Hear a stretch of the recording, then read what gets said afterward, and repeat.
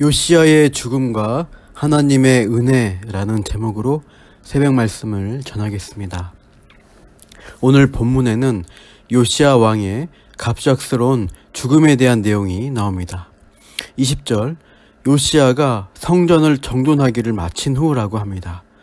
앞서 나왔던 업적들입니다. 요시야 재위 12년과 18년에 성전 정돈하고 신앙개혁운동을 가리키는데 그 일들을 다 마친 후 오늘 본문의 시점은 13년 지난 제31년 요시야 왕이 죽음을 맞이하는 때로 갑자기 시간을 뛰어넘습니다. 그래서 20절 중간 어떤 일이 있느냐, 애굽왕 느고가 유브라데 강가에 갈그미스를 치러 올라왔다고 합니다. 이에 요시야가 나가서 군사적 방비를 한 것이죠. 그런데 애굽왕 느고는 유다를 공격하려는 게 아니라 훨씬 북쪽 갈그미스라는 곳에 가서 전쟁하려고 한 것이죠. 역사적 배경에 따르면 이때 신흥 제국으로 떠오른 바벨론이 기존의 아수르 제국 영토를 거의 점령했습니다. 남은 아수르의 잔존 세력이 대항하고 있던 곳이 갈그미스였는데 바벨론이 너무 커질 것을 미리 견제하고자 애굽이 아수르를 도와 바벨론과 싸우려고 한 것이 이 갈그미스 전투입니다. 그래서 애굽의 느고가 급히 갈그미스로 올라가려고 하는데 그 길목에 남유다 왕국이 있었고 무깃도라는 곳에서 요시야 왕이 애굽 군대를 막으려고 한 것입니다. 느고는 사신을 보내 자신의 입장을 밝힙니다. 21절에 느고가 요시야에게 사신을 보내어 이르되 유다 왕이여, 내가 그대와 무슨 관계가 있느냐? 내가 오늘 그대를 치려는 것이 아니오 나와 더불어 싸우는 족속을 치려는 것이라. 하나님이 나에게 명령하사 속히 하라 하셨은즉 하나님이 나와 함께 계시니 그대는 하나님을 거스르지 말라. 그대를 멸하실까 하노라 하나. 느고는 하나님의 명령, 하나님의 뜻이라고 하면서 자기는 유다가 아니라 다른 족속과 싸우려 간다고 합니다. 비켜달라는 요구입니다. 이방 왕이 하나님의 뜻을 운운하면서 위협하는 일이 종종 있었습니다. 앞서 히스기야 왕 때 아수르 사네립이 예루살렘을 공격할 때 이렇게 위협했죠. 열왕기하 18장 25절에 내가 어찌 여호와의 뜻이 아니고야 이제 이곳을 멸하러 올라왔겠느냐. 여호와께서 전에 내게 이르시기를 이 땅으로 올라와서 쳐서 멸하라 하셨느니라 하는지라. 사네립은 하나님의 뜻을 빙자하여 유다의 사기를 떨어뜨리기 위한 심리전을 행한 것으로 보입니다. 그의 말대로 이루어지지 않는 것이죠. 그런데 이 느고의 말은 결론적으로 하나님의 뜻대로 이루어졌다는 의미에서 이방 왕을 통해 하나님의 뜻이 전달된 것으로 보입니다. 22절에서도 하나님의 입에서 나온 느고의 말이라고 평가합니다. 요시야는 이때 하나님의 뜻을 묻지 않고 느고와 싸우고자 했죠. 급기야 변장하고 싸우러 나갔습니다. 그러다가 23절 활 쏘는 자의 화살이 맞아 중상을 입게 되죠. 활 쏘는 자가 요시야 왕을 쏜지라. 왕이 그의 신하들에게 이르되 내가 중상을 입었으니 나를 도와 나가게 하라. 분명 선한 왕 요시야가 하나님의 뜻을 묻지 않고 무턱대고 싸우러 나간 것은 잘못이지만 이 일로 발생한 요시야의 죽음과 관련해서 다른 누군가의 죽음과 대조시킨 듯한 이미지를 그려줍니다. 바로 북이스라엘의 가장 악한 왕이라고 평가받는 아합 왕의 죽음과 대조가 됩니다. 아합 왕도 변장하고 전장에 들어갔다가 화살에 맞아 부상을 당합니다. 그때 이렇게 명령하죠. 역대하 18장 33절에 내가 부상하였으니 내 손을 돌려 나를 진중에서 나가게 하라 했으나. 본문 23절에서도 요시야도 내가 중상을 입었으니 나를 도와 나가게 하라. 이렇게 둘 다 하는 말이 비슷합니다.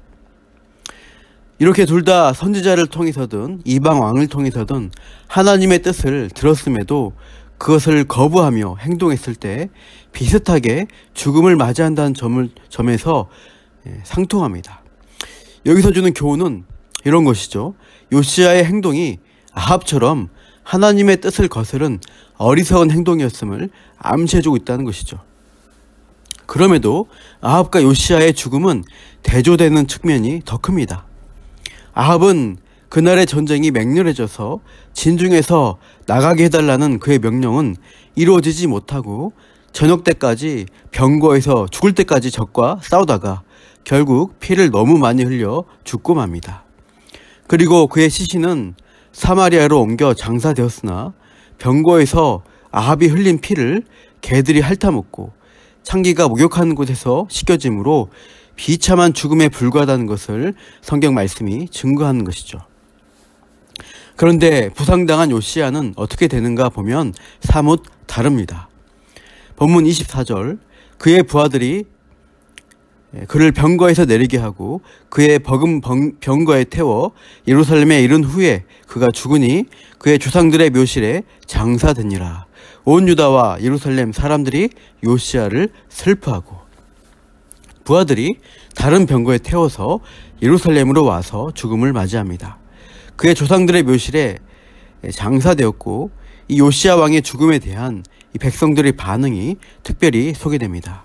온 유다와 예루살렘 사람들이 요시야를 슬퍼하고, 25절, 예레미야는 그를 위하여 애가를 지었으며 모든 노래하는 남자들과 여자들은 요시야를 슬피 노래하니 이스라엘의 규례가 되어 오늘까지 이르렀으며 그 가사는 애가 중에 기록되었더라. 예레미야 선지자가 애가를 지었고 모든 노래하는 남녀가 요시야의 죽음에 슬피 울며 노래하며 애도한 것입니다.